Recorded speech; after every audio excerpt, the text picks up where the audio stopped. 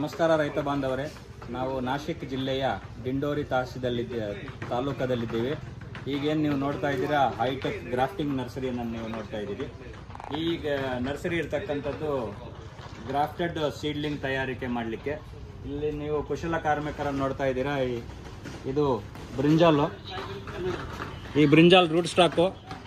ಇದನ್ನೇನು ಮಾಡ್ತಾರೆ, ಬದನೆಕಾಯಿನ ಈ ಥರ ಬೆಳೆಸಿ ಸಸಿ ಮಾಡಿ, ಆ ಸಸಿಯ ಇದನ್ನು ರೂಟ್ ಸ್ಟಾಕ್ ಅಂತ ಕರಿತೀವಿ. ಇದು ರೂಟ್ ಸ್ಟಾಕು. ಸೊ ಈ ಬದನೆಕಾಯಿಗೆ ಟೊಮ್ಯಾಟೋವನ್ನು ಅಂಟು ಕಟ್ಟಲಾಗುತ್ತೆ. ನಮ್ಮ ಭಾಷೆಯಲ್ಲಿ ಹೇಳಬೇಕಾದ್ರೆ ಅಂಟು. ಈ ಕೆಳಗಡೆ ಬೇರು ಬದನೆ ಇರುತ್ತೆ, ಮೇಲ್ಗಡೆ ತಲೆ ಭಾಗ ಟೊಮ್ಯಾಟೊ ಇರುತ್ತೆ. ಈ ಹೆಣ್ಮಗು ಏನು ಮಾಡ್ತಾ ಇದೆ ಈಗ ಅಂದರೆ, ಬದನೆಕಾಯಿಯನ್ನು ನೀಟಾಗಿ 45 ಡಿಗ್ರಿಯಲ್ಲಿ ಬ್ಲೇಡ್ನಲ್ಲಿ ಕಟ್ ಮಾಡ್ತಾ ಇದೆ. ಅದಾದ ನಂತರ ಇಲ್ಲಿ ಟೊಮ್ಯಾಟೋವನ್ನು ತಲೆಯ ಭಾಗ ಟೊಮ್ಯಾಟೋವನ್ನು ಕಟ್ ಮಾಡಿ ಮಾಡ್ಕೊಂಡಿದ್ದಾರೆ ಹೈಬ್ರಿಡ್ ತಳಿಗೆ. ಸೊ ಇದನ್ನು ಇದಕ್ಕೆ ಜೋಡಿಸ್ತಾರೆ. ಇದಕ್ಕೆ ಜೋಡಿಸಿ ಕ್ಲಿಪ್ ಹಾಕಿ, ಇದನ್ನು ಇದಕ್ಕೆ ಈ ಥರ ಜೋಡಿಸಿ ಕ್ಲಿಪ್ ಹಾಕಿ ಮಾಡ್ತಾರೆ. ಸೊ ಇದು ಸಸಿ ಗ್ರಾಫ್ಟೆಡ್ ಸೀಡ್ಲಿಂಗು, ಅಂಟು ಕಟ್ತಕ್ಕಂಥ ವಿಧಾನ. ಈ ವಿಧಾನಕ್ಕೆ ಮುಖ್ಯವಾಗಿ ಇಲ್ಲೆಲ್ಲ ಮೆಷಿನನ್ನು ಸಹ ಬಳಕೆ ಮಾಡಲಾಗ್ತಾ ಇದೆ. ಈ ಮೆಷಿನನ್ನು ಸಹ ಬಳಕೆ ಮಾಡಲಾಗ್ತಾ ಇದೆ.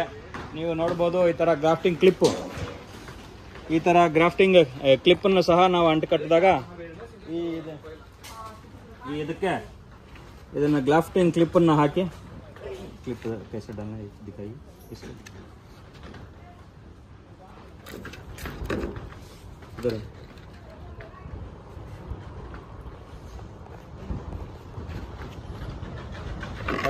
ಗ್ರಾಫ್ಟಿಂಗ್ ಕ್ಲಿಪ್ಗೆ ಈ ಟೊಮ್ಯಾಟೋನ ಈ ಥರ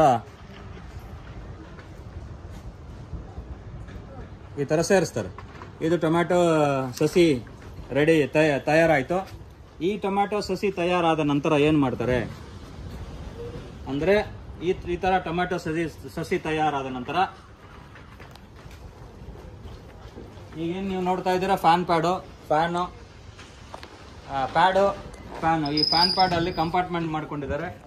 3 ಕಂಪಾರ್ಟ್ಮೆಂಟ್ಗಳಾಗಿ ಇದನ್ನು ಮಾಡಲಾಗಿದೆ.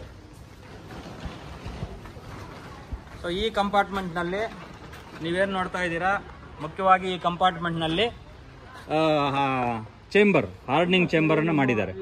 ಈ ಹಾರ್ಡನಿಂಗ್ ಚೇಂಬರ್ ಹೆಂಗೆ ಮಾಡಿದ್ದಾರೆ ಅಂದರೆ ನೋಡಿ, ಇಲ್ಲಿ ಈ ಹಾರ್ಡನಿಂಗ್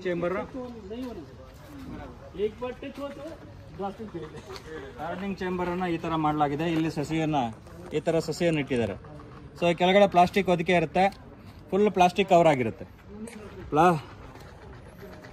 ಪ್ಲಾಸ್ಟಿಕ್ ಕವರ್ ಆಗಿ, ಸೊ ಇದನ್ನು ನೀವು ಇದರಲ್ಲಿ ಈ ಹಾರ್ಡನಿಂಗಲ್ಲಿ ಒಂದು ಸುಮಾರು 4 ರಿಂದ 5 ದಿನಗಳ ಕಾಲ ಇದನ್ನು ಇಡಲಾಗುತ್ತೆ. ಸೊ ಅಲ್ಲಿ ಪ್ಲಾಸ್ಟಿಕ್ ನೀವು ನೋಡಿ, ಇಲ್ಲಿ ಈ ಥರ ಫುಲ್ ಪ್ಲಾಸ್ಟಿಕ್ ಹಾಕಿ ಕೆಳಗಡೆಯಿಂದ ಮೇಲ್ಗಡೆವರೆಗೂ ಪ್ಲಾಸ್ಟಿಕ್ ಹಾಕ್ಬಿಟ್ಟಿದ್ದಾರೆ. ಇದನ್ನು ಇಲ್ಲಿ ತಂದಿರತಕ್ಕಂಥ ದಿನನ ಮೆನ್ಷನ್ ಮಾಡಿದ್ದಾರೆ. ಈಗ ಇದು ಇಲ್ಲಿ ಏನಿದೆ, 26ನೇ ತಾರೀಕು ಇಲ್ಲಿ ತಂದಿಟ್ಟಿದ್ದಾರೆ. ಈ ಒಳಗಡೆ ಕೂಡ ಇದು ಅಕ್ರಿಲಿಕ್ ಶೀಟು, ವೈಟ್ ಶೀಟನ್ನು ಕೂಡ ಹಾಕ್ಬಿಟ್ಟು ಈ ಥರ ಮಡಚಿರ್ತಾರೆ. ನೀವು ನೋಡ್ಬೋದು, ನೀಟಾಗಿ ಅದನ್ನು ಏರ್ ಟೈಟ್ ಮಾಡಿಬಿಟ್ಟು ಇಟ್ಬಿಟ್ಟಿದ್ದಾರೆ. ಸೊ ಮುಖ್ಯ ಉದ್ದೇಶ ಏನಂದರೆ, ಇಲ್ಲಿ ಟೆಂಪರೇಚರ್, ಹ್ಯೂಮಿಡಿಟಿ. ಇಲ್ಲಿ ನೋಡಿ, ಇಲ್ಲಿ ನೀವು ನೋಡ್ಬೋದು, ಎಲ್ಲ ಗ್ರಾಫ್ಟಿಂಗ್ ಮಾಡಿ ಇಟ್ಟಿದ್ದಾರೆ ಸಸಿಗಳನ್ನು. ಸೊ ಇಲ್ಲಿ ಎಷ್ಟಿರಬೇಕು ಟೆಂಪರೇಚರು, ಹ್ಯೂಮಿಡಿಟಿ? ಇಲ್ಲಿ ನೀವು ನೋಡ್ಬೋದು,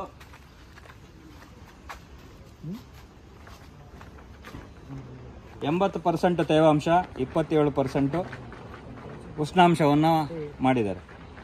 ಸೊ ಇದು ಯಾಕೆ ಅಂದರೆ, ಈ ಅಂಟು ಕಟ್ಟದ ನಂತರ 4 ರಿಂದ 5 ದಿವಸಗಳ ಕಾಲ ಈ ಹಾರ್ಡನಿಂಗ್ ಚೇಂಬರಲ್ಲಿ ಇಡಬೇಕು. ಈ 2 ರೂಟ್ ಸ್ಟಾಕು ಮತ್ತು ಸಯಾನ್ ಎರಡೂ ನೀಟಾಗಿ ಇದಾಗುತ್ತೆ. ಇದಾದಮೇಲೆ ಅವು ನೀಟಾಗಿ ಗಾಯ ಹೀಲಾಗುತ್ತೆ. 4 ರಿಂದ 5 ದಿವಸ ಇಲ್ಲಿಟ್ಟ ಮೇಲೆ 5ನೇ ದಿವಸ ತಗೊಂಡೋಗಿ ಆಚೆ ಫ್ಯಾನ್ ಪ್ಯಾಡ್ ಇಲ್ಲದೆ ಇರತಕ್ಕಂಥ ನರ್ಸರಿಯಲ್ಲಿ ಇಡ್ತಾರೆ. ಸೊ ಆಚೆ ಕಡೆ ತಗೊಂಡೋಗ್ತಾರೆ.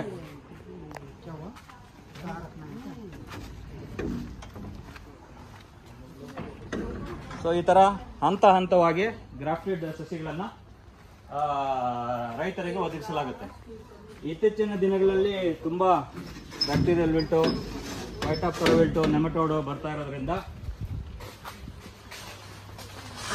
ಈ ಗ್ರಾಫ್ಟೆಡ್ ಸಸಿಗಳ ಬಳಕೆ ತುಂಬ ಚೆನ್ನಾಗಿ ಮಾಡ್ತಾ ಇದ್ದಾರೆ.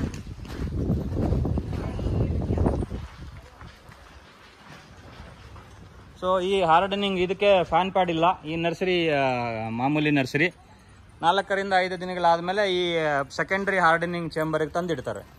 ಸೊ ಈ ಸೆಕೆಂಡ್ರಿ ಹಾರ್ಡನಿಂಗ್ ಚೇಂಬರ್ ಅಲ್ಲಿ 4 ರಿಂದ 5 ದಿವಸ ಇದ್ದ ನಂತರ ಆಮೇಲೆ ರೈತರಿಗೆ ಗ್ರಾಫ್ಟೆಡ್ ಸೀಡ್ಲಿಂಗ್ಸ್ನ ಒದಗಿಸ್ತಾರೆ. ಸೊ ಇದಿಷ್ಟು ಸಿಂಪಲ್ ಆಗಿ ಗ್ರಾಫ್ಟಿಂಗ್ ಮಾಡ್ತಕ್ಕಂಥ ವಿಧಾನ. ಧನ್ಯವಾದ.